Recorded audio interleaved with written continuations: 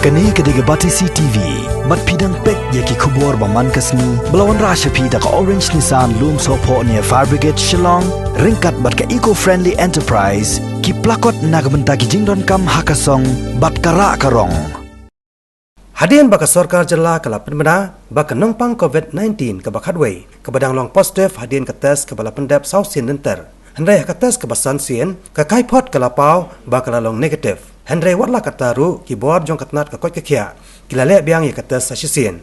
Haka kat artrek mata bena jemang arajar arpau. Hendrai ya ke report ni ke kaipot 4 yo haduk kan ni ke sengi. Ya kani la kerenti kena do menteri sarkar bakmi ya katnat ke kot ke kia jong kan ni ke jela Meghalaya. Uba AL hang ha ke jekran bagi kat tu kat ningot kinong patai ko bor. Mene lap mengalong negatif tambah within 24 hours di benfa yang sakui ke tes. Telah dangle yang itu ke tes mene bad dia kata ke resort kena menyo hadu sibit demit bendang yang padio ke resort yang kata. Asyim dia ke sampel yang mene. Telah pak pada jaga lab. Tambah ke health kejung condition yang long stable. Kemudian genu-genu ke ba dan jing stom ni tai Henry silong tang ba imi positif ni.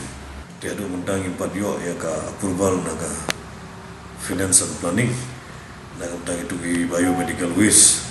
Na ngala ada kam ha bangin haban install and set up ya gitu ki biomedical waste habaro ki neki hospitals ki jongi pat agi siru nama mendang ina pa syaban nega Phase 1 agi hospital ki major district hospital